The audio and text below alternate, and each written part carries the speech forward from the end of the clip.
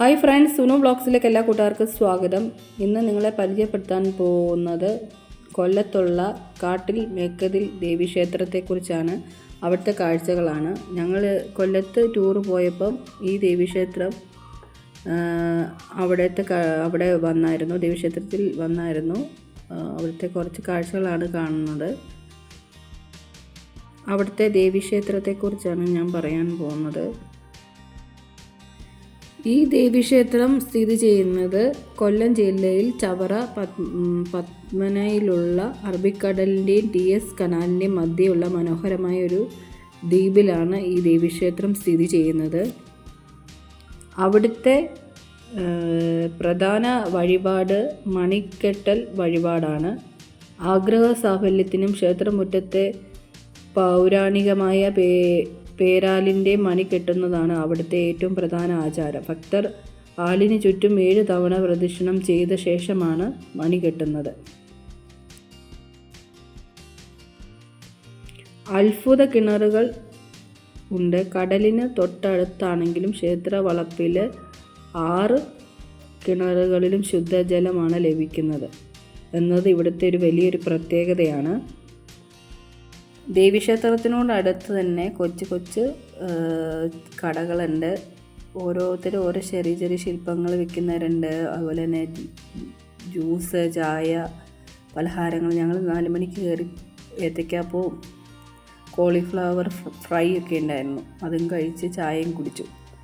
കൂടെയുള്ളവരും അതുപോലെ ഓരോ സാധനങ്ങൾ മേടിക്കാൻ മറ്റ് കടകളിലൊക്കെ കയറി. ഞങ്ങൾ പിന്നെ ചായ കുടിച്ചേച്ച് ബീച്ച് കാണാനായിട്ട് പോയി.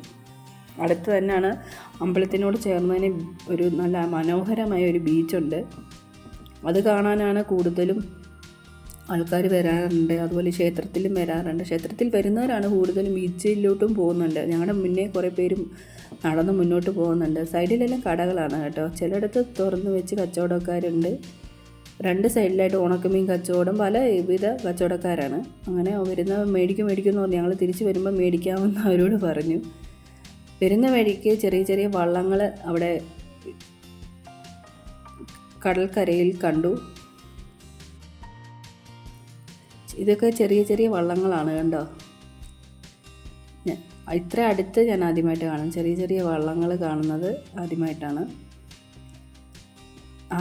ഈ സ്ഥലത്ത് വരുന്നത്. ഫ്രണ്ട്സ് പറഞ്ഞാണ് ഈ സ്ഥലത്തെക്കുറിച്ച് അറിഞ്ഞത്. അങ്ങനെയാണ് ഞങ്ങൾ എല്ലാവരും കൂടെ കൊല്ലത്ത് ബീച്ചിൽ വന്ന കൂട്ടത്തിൽ ഈ ബീച്ചിലും വന്നത്. വൈകിട്ടത്തെ അടിപൊളി നല്ല രസമായിരുന്നു.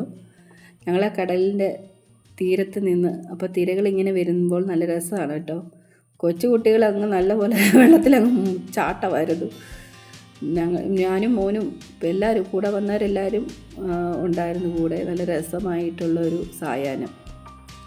കുറേ നേരം ആ വെള്ളത്തിലിങ്ങനെ നിൽക്കുമ്പോൾ തിര വന്ന് നമ്മൾ കാലിലോട്ട് വന്ന് അടിച്ച് കയറും. നല്ല രസമല്ലേ. യാത്രയൊക്കെ പോകുമ്പോൾ ഇങ്ങനെ പോകണം കേട്ടോ. വൈകുന്നേരങ്ങളിലൊക്കെ ബീച്ചിലൊക്കെ പോകാൻ നല്ല രസമാണ്. ചെരുപ്പിട്ടുകൊണ്ട് കടലിൽ ഒരിക്കലും ഇറങ്ങരുത്. കാരണം ചെരുപ്പിൻ്റെ അകത്തെല്ലാം മണ്ണ് കയറും. ഞാൻ ആദ്യമേ ചെരുപ്പിട്ടുകൊണ്ടാണ് നിന്നത്. ആ സമയത്ത് ചെരുപ്പിൻ്റെ അകത്തെല്ലാം മണ്ണ് കയറി.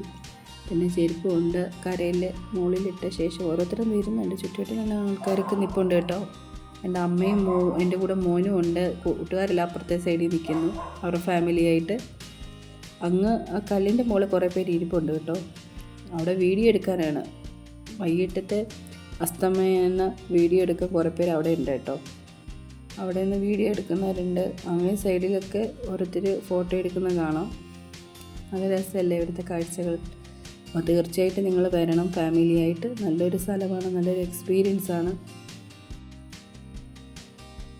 എല്ലാവരും അടിച്ച് പൊളിച്ചു. അമ്മ പറഞ്ഞ് ചെരുപ്പിലെല്ലാം മണ്ണല്ലേ, ചെരുപ്പിടണ്ട.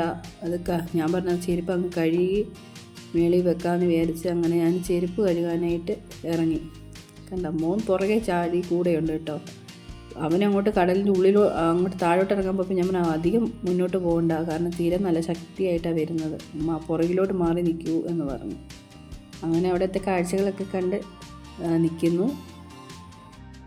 അമ്പലത്തിൽ ദർശനത്തിന് വരുന്നവർ അവിടുത്തെ സമയക്രമം എന്ന് പറഞ്ഞാൽ രാവിലെ 5 മുതൽ 12 മണി വരെയും വൈകിട്ട് 5 മുതൽ 8 വരെയുമാണ് ദർശനം ഉള്ളത്. വൃശ്ചിക മാസത്തിൽ നവംബർ തൊട്ട് ഡിസംബർ 12 ദിവസത്തെ ഉത്സവമാണ് പ്രധാന ആഘോഷമായിട്ട് ആഘോഷിക്കുന്നത്. എത്തിച്ചേരാനായിട്ട് കൊല്ലം റെയിൽവേ സ്റ്റേഷനിൽ നിന്ന് ഏകദേശം 18-22 കിലോമീറ്റർ അടുത്താണ്. ശങ്കരമംഗലത്ത് ബസ് ഇറങ്ങി ഓട്ടോയിലോ മറ്റോ വാഹനങ്ങളിലോ ഇവിടേക്ക് എത്താവുന്നതാണ്. 2004 സുനാമി സമയത്ത് കടൽ ഉൾവലിഞ്ഞുവെങ്കിലും ക്ഷേത്രത്തിൽ യാതൊരു കേടുപാടുകളും സംഭവിച്ചിട്ടില്ല എന്നതാണ് ഈ ഭക്തർക്ക് ഇന്നും ഒരു അത്ഭുതമായിട്ട് കരുതുന്നത്. ബാക്കി രസകരമായ കാഴ്ചയിലേക്ക് പോകാം. വായോ കൂട്ടുകാരെ. എല്ലാവരും വന്ന് കടലിൻ്റെ തീരത്ത് നിന്ന് കടൽ തീര വരുന്നത് കണ്ട് ആസ്വദിച്ച് അവിടെ നിൽപ്പുണ്ട് എല്ലാവരും. ഞങ്ങളവിടെ നിൽക്കുന്ന സമയത്ത് തന്നെ എല്ലാവരും വന്നു. കുറേ ഫാമിലീസ് ഉണ്ടായിരുന്നു കടൽ തീരത്ത് ഉണ്ടായിരുന്നു. ഒത്തിരി പേരുണ്ടായിരുന്നു കടൽ തീരത്ത്. കണ്ടോ, ഞങ്ങളുടെ കൂടെ വന്നവരുണ്ട്, അതുപോലെ തന്നെ അല്ലാതെയും വന്ന ഭക്തജനങ്ങളും ഉണ്ട് കേട്ടോ കടൽ കാണാൻ. കുട്ടികളുമായിട്ട് അടിച്ച് പൊളിച്ച് വൈകിട്ടത്തെ ഒരു സായാഹ്നം. അതുപോലെ ഞാനും മോനും കടലിൻ്റെ തീരത്ത് നിന്ന് കുറേ സെൽഫിയൊക്കെ എടുത്ത്. കണ്ട, സെൽഫി എടുക്കുന്നതിൻ്റെ തിരക്കായിരുന്നു ഞങ്ങൾ. ഇങ്ങനെയൊക്കെ വരുമ്പോഴല്ലേ അടിപൊളി ഫോട്ടോയൊക്കെ എടുക്കാൻ പറ്റും. അങ്ങനെ ഞങ്ങൾ അവിടെ നിന്ന് കുറേ ഫോട്ടോസൊക്കെ എടുത്ത്. കൂട്ടുകാരും അവിടെ നിൽപ്പുണ്ട്. കുറച്ച് പേര് കടലിൽ ഇറങ്ങി, കുറച്ച് പേര് അവിടെ നിൽപ്പുണ്ട്. ഇറങ്ങിയിട്ട് തിരിച്ച് കയറി ഉടുപ്പ് നനയെന്ന് കരുതി കുറച്ച് പേര് കടലിൽ ഇറങ്ങിയില്ല. കുറച്ച് പേര് അവിടെ നിന്ന് കാഴ്ചകൾ കണ്ടുകൊണ്ട് നിന്നു.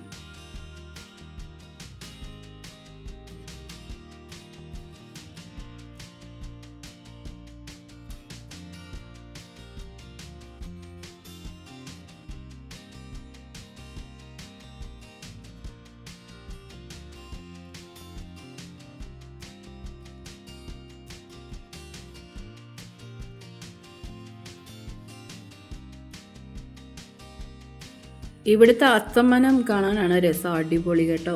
അത് കാണാൻ വരുന്നവരൊട്ടനവധി പേരാണ് ഇവിടുത്തെ ക്ഷേത്രത്തിൽ വരുന്നത്. അതുപോലെ തന്നെ എൻ്റെ ചാനൽ സബ്സ്ക്രൈബ് ചെയ്യാത്ത കൂട്ടുകാരുണ്ടെങ്കിൽ എൻ്റെ ചാനൽ സബ്സ്ക്രൈബ് ചെയ്യുക, ലൈക്ക് ചെയ്യുക, ഷെയർ ചെയ്യുക. വ്യത്യസ്തമായിട്ടുള്ള വീഡിയോയുമായിട്ട് ഞാൻ വരുന്നതായിരിക്കും. എല്ലാവരുടെ സപ്പോർട്ട് വേണം.